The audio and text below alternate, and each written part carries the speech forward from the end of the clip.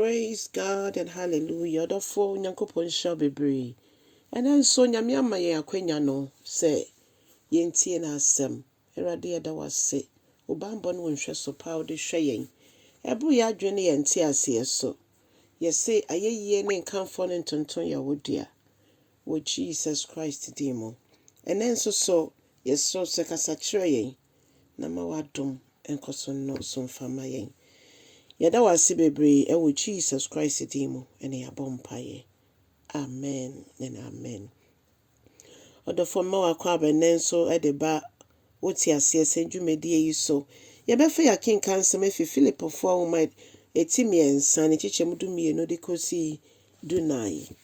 Brofo beka said Philippians 3:12-14. Odo for me enti erade asem. Paul ekasa che Philippi asafo no yengina enim se Philippi asafo no ye asafo bia ebra na Paul etresa enwumi akoma omo no de fiase nti ye Paul na prison letters ni bi enie na Paul ka se me mpese me ka se me menya ewie peye anase menya bibia bi de bi nemomo no meguso a me pre ede akomanim meguso a me pre se mesuso menya onyame mu nimdie eno nti abrabo a ye boy nyamesoma ye sumi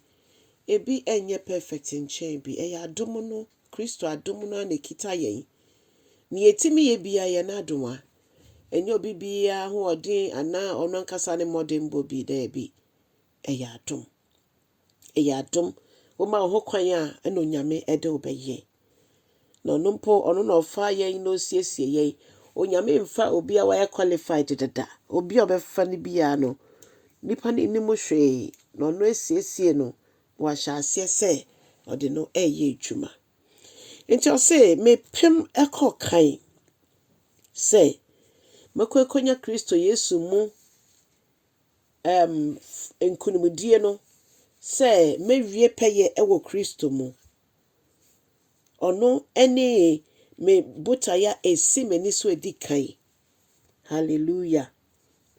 ena oka se enuanom ema ne mema nyina minya enu baabi a minya enya ne amehwehwe minya enwie peye nemom ade baako ena meye se mimamani mire efi nia etwemu na mimamani esi nia eda manimu no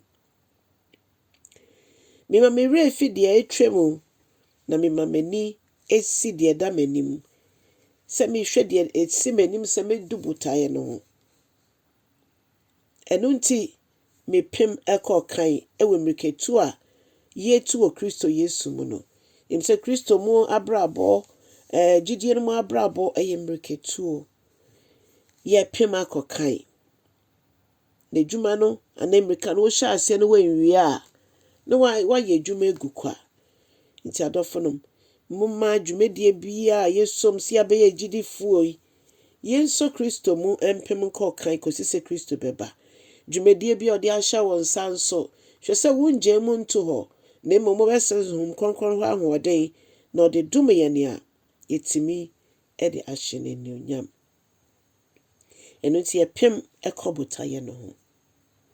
na afei enam Kristo Yesu mu no esi yenyi odofo onyame a wafra ye no ye nokwafo enti moma yere emfi eniama a etwe ye kire ebia woni obi ejai kasa woni ne yaka emfie bebre ni ebetimi aye busueni ebetimi aye adamfo ebetimi aye asafoba ebetimi aye dwuma mu ni odofo ede na esi ya enti wuntimi mfa nche na munsai embomu munsai ennantibium munsai enya ne Yesu Kristo ni bibi biara besi ukwan mentipo erade didi communion wuntimi nkono esa wohwe ne yie na yetwe ye ho fi ne metesei mu na yetimi ne erade atonse didi kwan bia ye bepre se ye bepima koye nim na dofo moma yensa nyame nkronkron so mo aye ne yempem enkobotaye no ho odofo cha asem yi no ofofro nso na mso nyankwaje na bra ye ni da nkwa eso no ye twa Kristo maye ofoforo nso nya sani da so yi na ye nyina ya pem akokan ya che odo a onyankopon wo maye enti on ma Kristo ebehudi ji ye nkwa menim so onyankopon we shiraw no be shiraw unsubscribe nso abomode na ye na sa wo chanso a no aka cho mo so subscribe na ye nyina ye mbom ne ye Awurade adwuma no enhye ne nyam nyam shira bebre wo Yesu dim amen.